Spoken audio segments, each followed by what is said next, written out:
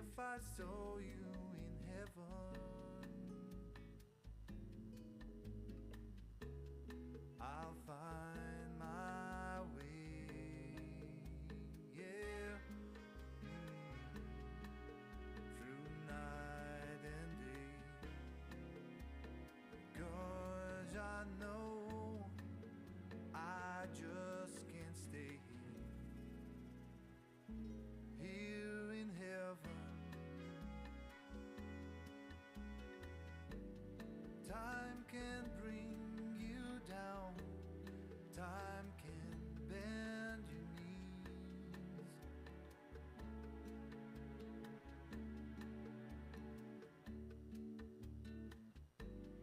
Time can break your heart, have you begging please,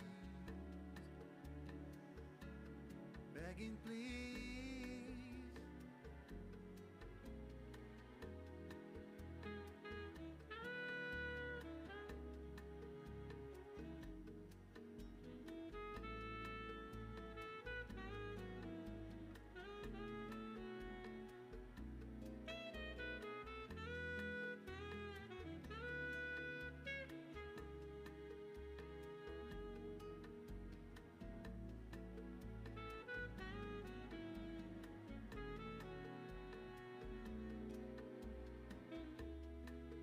Beyond the door, oh, oh, oh, oh,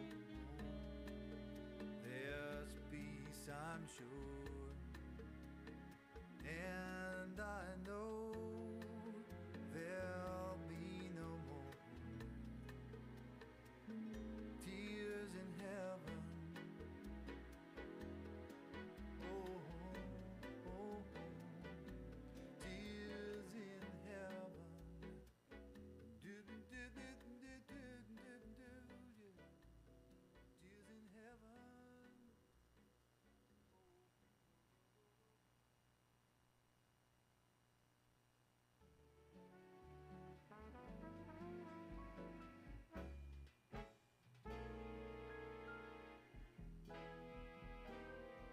Start spreading the news. I'm leaving today. I wanna be a part of it. New York, New York. These vagabond shoes are longing to stray right through the very heart of it. New York, New York. I wanna wake up in a city that doesn't sleep and find I'm king of the hill, top of the heap. These little town blues are melting away. I'll make a brand new start of it in old New York.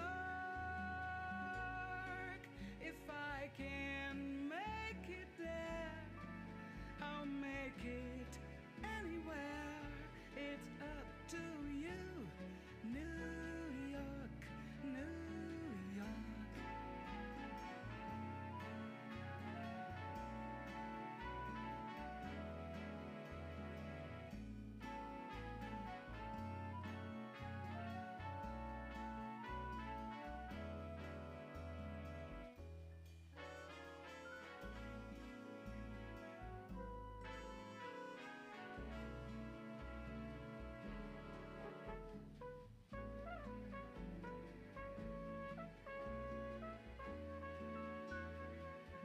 These vagabond shoes are longing to stray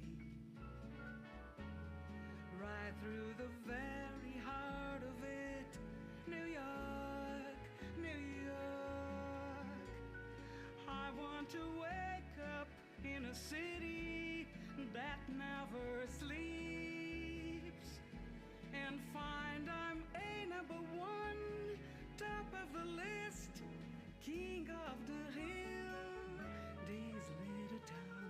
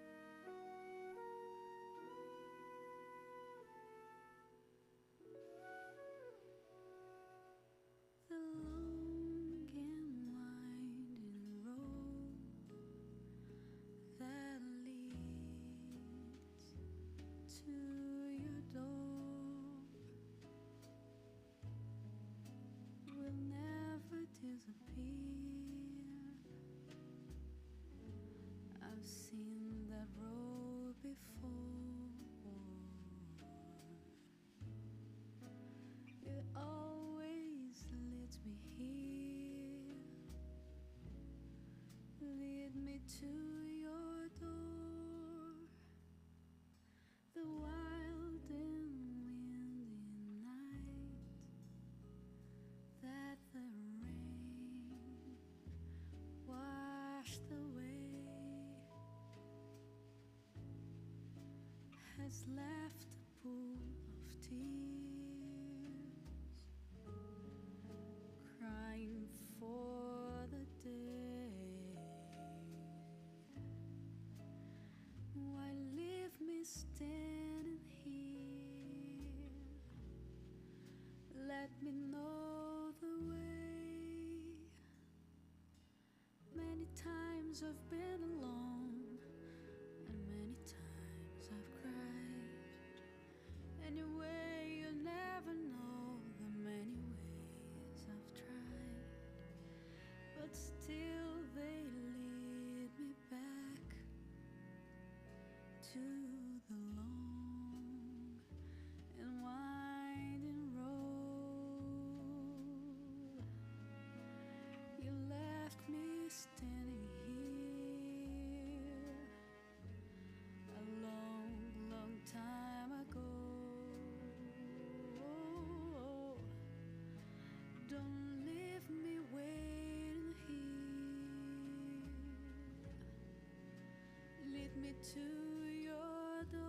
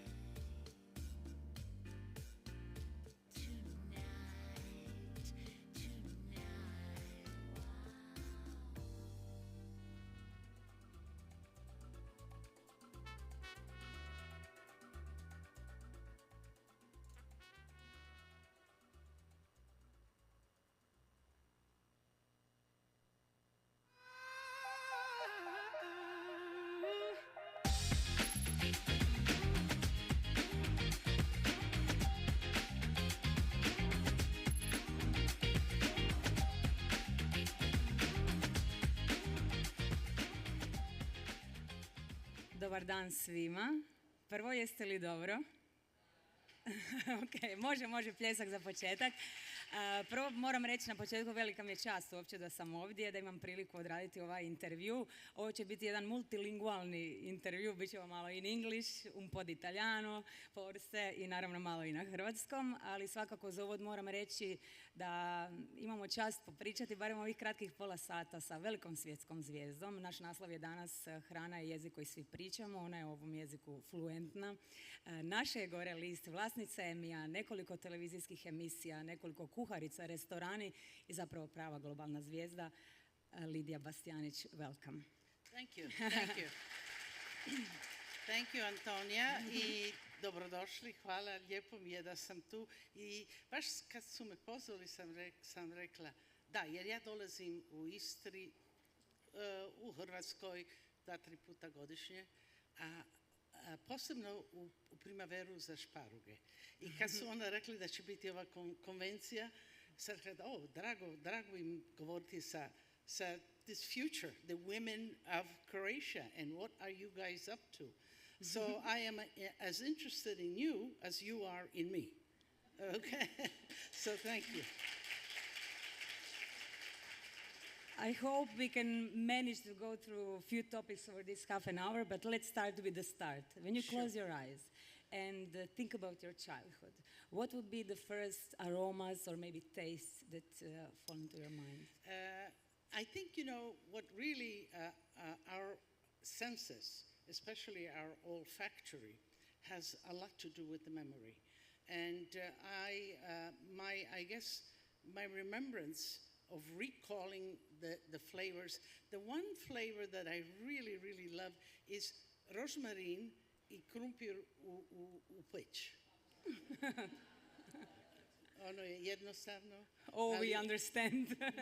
Yeah, everybody connects. So I think that's one of them. Many others, it depends on the season, on the seasonality, and yeah. That would be the That aroma. would be one recall memory, yes. Okay, so due to unfortunate political situation back then, your family moved from Istre to Trieste, to Trsta. Then after you moved to United States, you were 11 years old, right?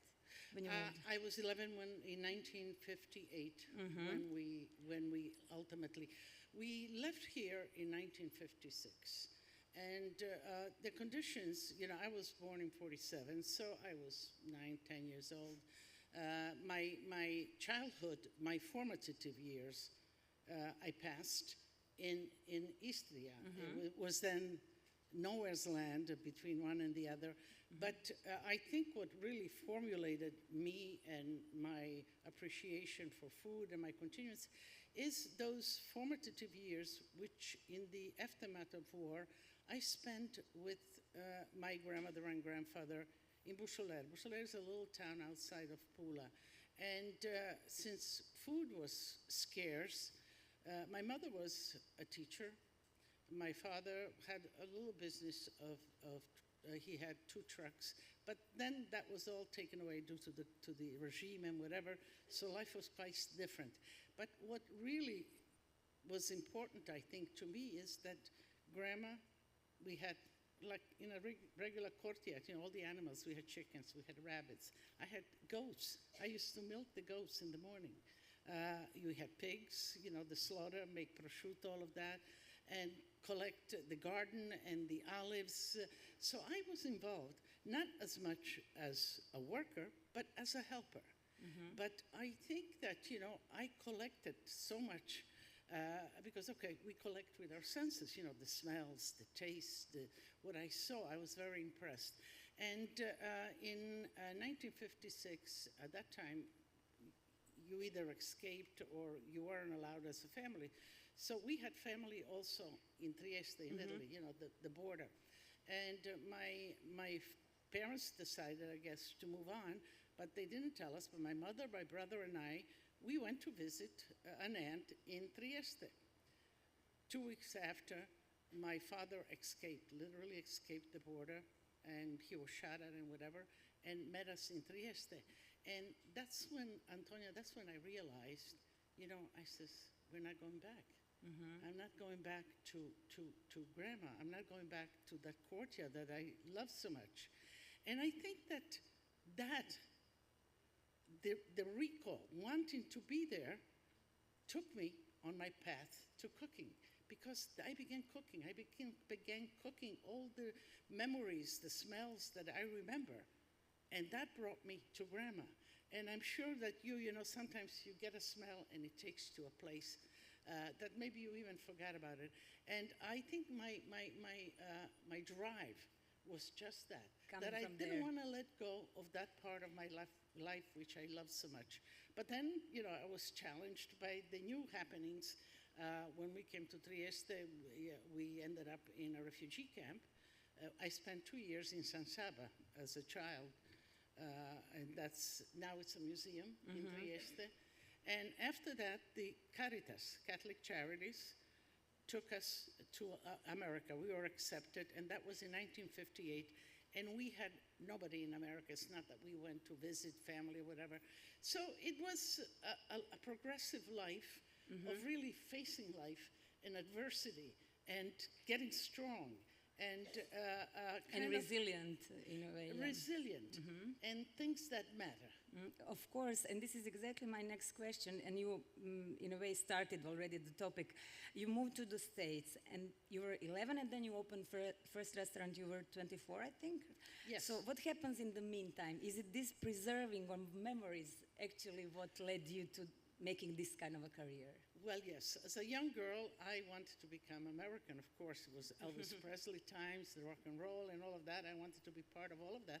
And I was going to school, regular school, junior high, college. And my idea of a life was not really cooking.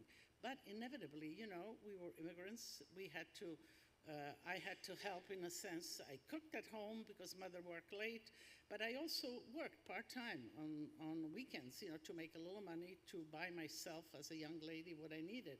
And I worked in a bakery. I ended up, when I was going to school, in restaurants, you know, working as a waitress, and then you end up cooking because I had this facility of cooking. So it was always around you in a way. The what? The cooking was always around you. You It was had always, some it's kind an of connection. essential part of you know, food is the basic. You know, it's nourishment for all of us. That's the basic, the table. And I think, you know, listening to the panel before, I don't know how many of you were, and to the psychiatrist, and how children nowadays are so taken. I think that, and by the way, I am so grateful, I can't tell you, you know, I walk in the market in Pula, and you guys come up and it says, oh, I love you, I watch you, it's really emotional. It's quite nice, the recognition. But I think that, and so in America, you know, people are trying to, what brings us back maybe to reality is the basic, the need of food, the feeding ourselves, and then the table, the kitchen at home. And at what point did you say, okay, I am surrounded with cuisine and cooking, and my memories are also here, but at what point did you discover or realize, oh my God, this is a career? It was not in my plans to do this. Yeah, this is exactly what I'm asking. But I did asking. meet, you know, some love has strange effects on us. I met my husband, who was also from Istre. He was from Labin. And that started, you know, my romance, and then you get married, and then the first child. And so he was in the restaurant industry. He was in the front of the house, as they say. So he did work. And so he always wanted to open a restaurant. And ultimately I said, okay, you do, and I will help you. And that's how we started. Little did he know. And that was 1971, the first restaurant. Okay, so basically it was a surprise as well for you, but you took an opportunity and you opened yourself to what life brings. Well, yeah, but because also, you know, I was cooking kind of meant a lot to me, and I worked jobs at it, and then my husband, maybe part of what brought us together was also his love for food and whatever. And yes, I took my roles, you said the different roles I actually, my plan was to be a pediatrician. That's what I wanted to be. So But we can in the- thank your then husband. Yeah, but then I had my first child, and then you become a mother, and then your priorities change. But are your all business ventures in a way family driven, or at least you work with some of the members of your family? And is it difficult to be a boss and a chef and a mom to the Right. same person? Well, family was always very important, because we came as a family, we lived there, we didn't have anybody else. So the family unit was always important, eating at the table together. I didn't think right away, this is what and my husband, I had my first child, my son, and my husband wanted to open the restaurant. So I felt that, I could handle the fact of being a mother, having my parents close by, and on the time that I would have extra whatever, or I would make time, I would help him do his thing.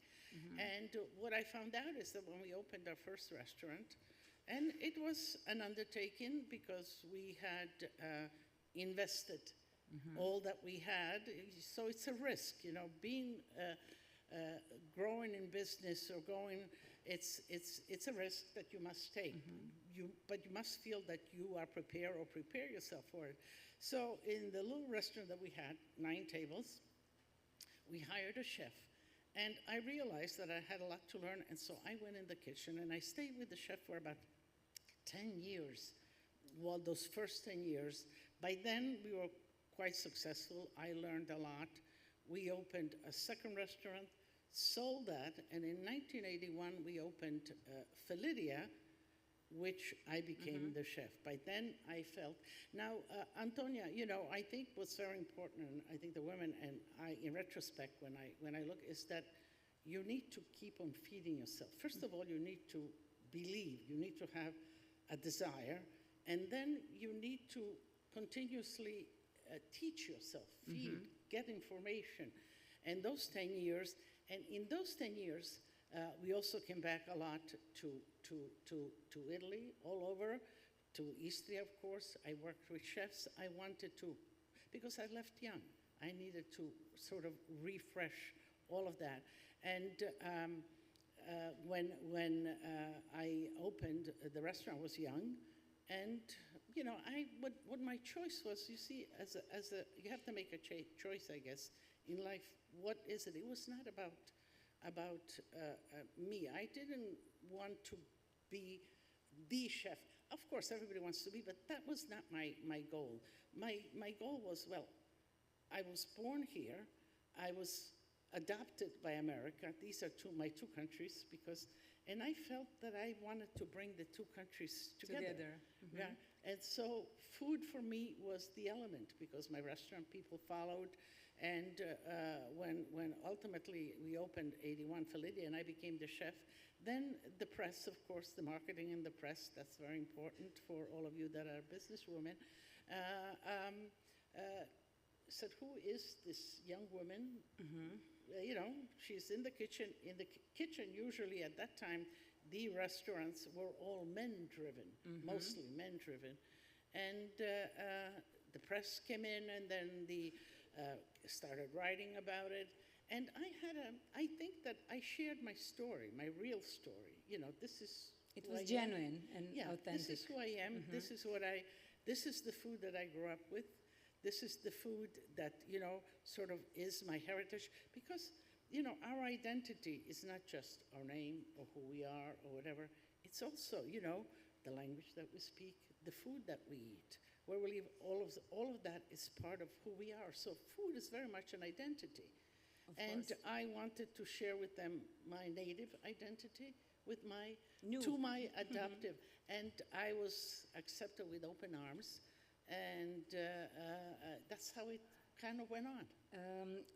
For sure, the big plus for you was this authenticity, and you were different at that time. You said yourself that mostly chefs were male. But did it in this business side of your business, being a woman, maybe was the problem or making stuff a bit more difficult? I think being a woman had its obstacles. Now, again, being in the family maybe helped because my husband, but do you know that I never looked at myself as a woman or as a gender? You know, Just the person. I cook, I'm a chef. I'm me. Am I good at it? Am I good at it? I have to be the best that I can. And if I do that, and if I give that, because, you know, commerce is an exchange. You know, whoever comes or buys or eats with you has to feel that they're getting the value and that they're appreciating it. And so I took myself as that, but I never stopped till this day, you know, went on and, you know, the science of food, the anthropology of food, all of these courses, I still research and taste. Now I love to travel out the world and see other cultures So and you're food. still learning in a way. Yes. But during this really rich career, have you ever had a moment where you said, this is enough, I cannot do it anymore, this is too difficult, I want to quit, and why didn't you? What Well, made you go on? Well, the moment I think was, you know, the torn, when I had my daughter, and you know, she wasn't planned, but I had it, and that was the second year in business. And, you know, being a mother or being a businesswoman, you know, what is the choice? What am I not a good mother if I spend the time working, or am I a good mother because I help the family and provide and will give these children a future? And that was sort of a moment where I began questioning myself. But then I went to my pediatrist because pediatric, and I said, okay, I feel this inside that I'm very torn between time for children, and I'm sure all of you that have children get this, and the time of working and whatever. And he was a very wise man. He said, children want happy parents. So if you express that you are happy, that you are fulfilled, and you involve your children, take your children with that sentiment, you're okay. Give them as much as you can. They're not excluded and they see a good You know, role model in a way. but they see a happy mother, maybe a mother, an achiever, or whatever. And it works. So you ask me, you know, working with my family, that was part of the drive. In 2026, we usually say whatever you do to your kids, they will always end up in therapy. So we say it in a different way, but this is maybe a better way to be a happy person as a parent. Also, with all your ventures, there's also Italy. We have to mention that. It's really a global big project that you were a founder for United States, right? We are partners in the United States. Did you always think globally when it comes to your job? I think, you know, I think the world is ever more getting global. And I think that as a business person or as a person that's looking to grow, and inevitably, if you're doing what you're doing, you love it, and you're good at it, you want to grow. It's just natural, you know, that, okay, what's the next step? What can I do next? And is looking for opportunities, because opportunities do come along. And attending events like this with groups and whatever is where you meet people, where you exchange. It's very important. I always did that, specifically in women's group. I founded about 20 years ago Women Chefs and Restaurateurs. I think we have 5,000 members now in America. And it is, you know, a place where you gather, where you exchange. So it is, you know, looking for opportunities and negotiating, you know, does that work for me? Am I fit for that? You know, do I know enough? And Italy came about because I came to a convention in Torino, and Italy had opened its first. I was curious. I went to see. I asked for a meeting with Farinetti, and we did meet, and he says, you know what, we were thinking of opening in New York. And I says, well, let me talk to my partners, my son, and whatever, and so it happened. So in a way, what would you say? Is it to grow a big career, is it necessary to listen to your inner voice or just be determined at the beginning? Because from what you are saying, I understand that you actually listened to yourself. When opportunities came, you took them, and you constantly think of your own personal growth, not just your business growth. Exactly. Would you say it's a formula for a success? Absolutely. I think that, you know, you have to focus on yourself. You have to build yourself. You have to be strong. You have to be informed. You have to be happy in order to be able to continue. And, you know, comes times when you doubt for sure or something doesn't go right. Well, you know, be humble enough to ask for help, to surround yourself with people, with mentors, with people that could help you and move on. You know, I always say, I'm speaking here, or my name is up there, but this is not a solitary journey. None of our successes are solitary. So include people that you feel can give you that strength to make you move on. Okay, and we don't have much time, so I would like to maybe extract a few advices for maybe Croatian cuisine and gastronomy. Of course, when we read about you or watch your shows or read your cookbooks, we always think a little bit, okay, but Istre is Croatia, it is a little bit also our cuisine. So what do you think, in your perspective, what can Croatian culinary world do to make our food a little bit maybe more sexy as Italian is? Well, I think it's about food, and preparation of food is about ingredients. And you certainly We do have it. You have to look at your ingredients. Wonderful coastline. The seafood that it's in this coastline, it's nowhere in the world. And I, you know, sort of, it's the Adriatic, I guess, the pasture for the fish. So, you know, focus on the ingredients that are, if you take a look at the Italian cuisine, and, you know, I am certainly immersed in the Italian cuisine, they have those basic products. Good olive oil, we have good olive oil here, good wine, but also certain elements, prosciutto di Parma, Parmigiano Reggiano, Balceto balsamico. So what are those essential Croatian ingredients? And, you know, I was kind of also trying. Now, if you talk about Istre is different because it's so back and forth, and it has a lot of the influence of the Austro-Hungarian and the Italian influence. As a matter of fact, you know, if you, on my show you see I make strudel, I make spätzle, I made mlinci. You know, so this continental food as well. Well, what I it's think, heritage from what I think it's good and it's worthwhile and would be interesting for the American public, and so I think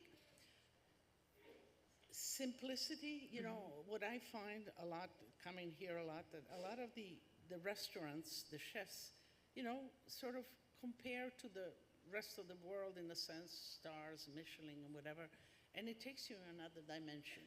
And that's a valid dimension. If you want to be identify as a chef yourself, as your name, then inventiveness and all of that is right. I do not consider myself, I might consider myself a carrier of culture.